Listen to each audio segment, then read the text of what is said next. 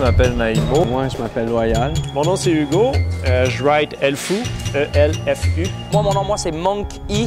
Mon nom de street artist, c'est Mono Sourcil. Les origines de mon nom, en fait, ils datent d'assez longtemps. Ça vient que dans le temps que j'étais au cégep, où est-ce que j'ai commencé un peu à faire, dans le fond, des tags, puis des personnages qui étaient toujours différents. Puis, j'ai commencé à en faire un peu plus comme dans les autobus. Puis, à un moment donné, je me disais, faut vraiment que je me trouve quelque chose qui va faire en sorte qui va relier tous mes personnages, parce que je gardais pas toujours le même personnage. Donc, j'ai pensé à une caractéristique physique, puis ça a été le mono sourcil, finalement.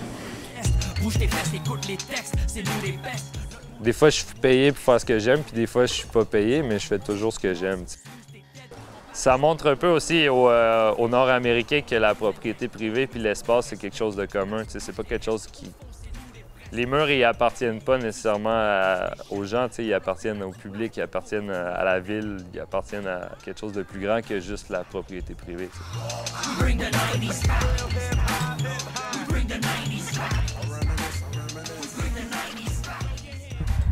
J'ai 16 ans.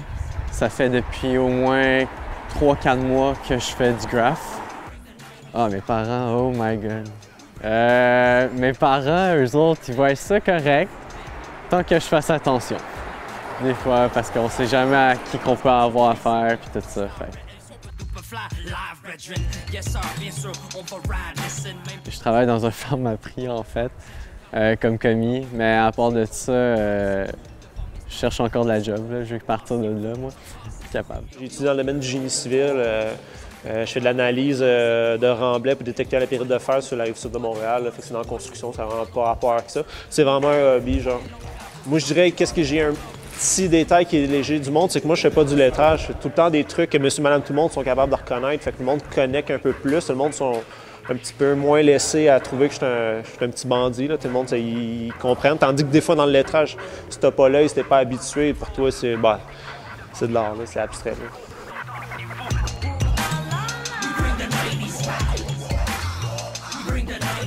Faire ce que ça tente de faire, que personne, genre, qui... Tu sais, moi, regarde, ça me tente de faire l'araignée, je l'ai fait l'araignée. Ça me tente, genre, de la mettre rose, je la mets rose. Puis juste le principe d'être venu peinturer ici, genre, tu sais, c'est pas ça me tente. C'est ça, le graphe et tout. Tu choisis ton nom, c'est quelque chose qui t'est pas imposé. Tu fais ce que tu veux, genre. Fuck que le monde aime pas, là, c'est surtout ça. Tant mieux si le monde aime, là. S'il y a un conseil que je peux donner avec les années que j'ai appris, c'est vraiment de développer l'unicité, de développer l'originalité, de pouvoir connaître la culture, de connaître les piliers, la fondation qui font cette culture-là, le passé et les gens qui ont influencé cette culture-là, mais de toujours personnaliser ce que tu apprends, de toujours ramener vers toi tes goûts, ta manière d'être, et plutôt que d'essayer de cacher ce qui te rend bizarre, de mettre en valeur les maillons uniques de ta bizarreté. Au long terme, c'est là où tu vas découvrir et tu vas créer un espace et une identité artistique qui t'est propre à toi et qui va te magnétiser les opportunités les plus intéressantes. Donc pour moi, je dirais de bien connaître son passé, mais d'être fidèle à soi-même pour le futur. Pour vivre de son art, il faut être capable d'élargir le nombre de branches à notre arbre et c'est ces branches-là qui vont donner fruit lors des récoltes. Donc, c'est vraiment au-delà du talent. Être professionnel dans l'art, ça inclut une partie de talent, mais beaucoup de travail et de sacrifice, une dévotion constante à la vision d'être un professionnel.